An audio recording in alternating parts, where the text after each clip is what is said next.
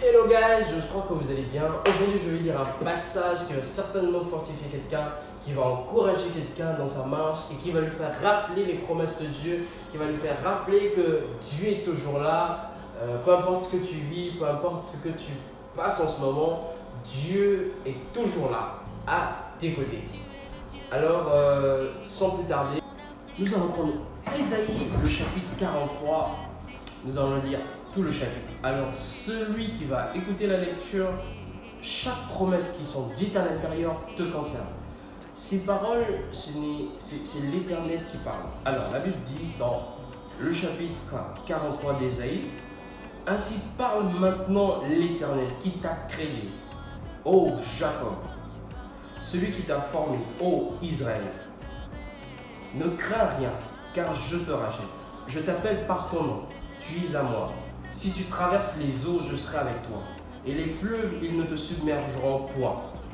Si tu marches dans le feu, tu ne te brûleras pas. Et la flamme ne t'embrassera pas.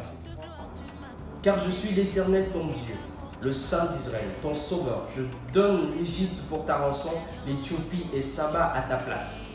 Parce que tu as du prix à mes yeux, parce que tu es honoré et que je t'aime. Je donne des hommes à ta place et des peuples pour ta vie. Ne crains rien car je suis avec toi. Je ramènerai de l'Orient ta race et je te rassemblerai de l'Occident.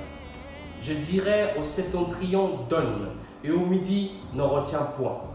Fais venir mes fils des pays lointains et mes filles de l'extrémité de la terre. Tout ce qui s'appelle de mon nom et que j'ai créé pour ma gloire, que j'ai formé et que j'ai fait. Verset 8. Qu'on fasse sortir le peuple aveugle qui a des yeux et les sourds qui ont des oreilles. Que toutes les nations se rassemblent et que les peuples se réunissent. Qui d'entre eux a annoncé ces choses, lesquelles nous ont fait entendre les premières prédictions? Qu'ils produisent leurs témoins et établissent leurs droits. On écoute et qu'on dise, c'est vrai. Vous êtes mes témoins, dit l'Éternel. Vous êtes mes témoins, dit l'Éternel.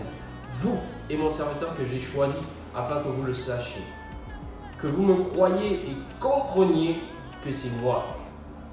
Avant moi, il n'a point été formé de Dieu. Et après moi, il n'y en aura point. Verset 11, c'est moi qui suis l'Éternel. Et hors moi, il n'y a point de sauveur. C'est moi qui ai annoncé, sauvé, prédit.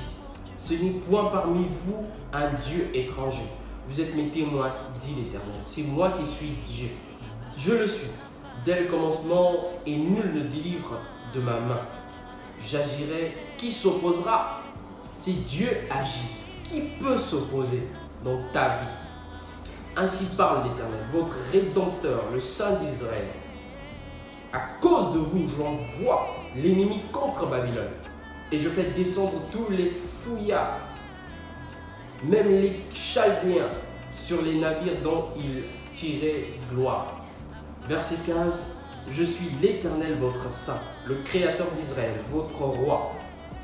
Ainsi parle l'Éternel qui fraya dans la mer un chemin et dans les eaux puissantes un sentier, qui mit en campagne des chars et de chevaux, une armée et de vaillants guerriers, soudain couchés ensemble pour ne plus se relever. Anéanti, éteint comme une mèche. Ne pensez plus aux événements passés et ne considérez plus ce qui est ancien. Voici, je vais faire une chose nouvelle sur le point d'arriver. Ne la connaîtrez-vous pas? Je mettrai un chemin dans le désert et des fleuves dans la solitude. Verset 20. Les bêtes des champs me glorifieront, les chacals et les autruches, parce que j'aurai mis des eaux dans le désert, des fleuves dans la solitude, pour abreuver mon peuple, mon élu. Le peuple que je me suis formé publiera mes louanges. Et tu ne m'as pas invoqué, ô Jacob, car tu t'es lassé de moi, ô Israël. Tu ne m'as pas offert tes brebis en holocauste, et tu ne m'as pas honoré par tes sacrifices. Je n'étais point tourmenté pour des offrandes, et je n'étais point fatigué pour de l'encens. Tu n'as pas à prix d'argent acheté pour moi des aromates, et tu ne m'as pas rassasié de la graisse de tes sacrifices. mais tu m'as tourmenté par tes péchés. Tu m'as fatigué par tes iniquités. C'est moi qui efface les transgressions, pour l'amour de moi. Je ne me souviendrai plus de tes péchés.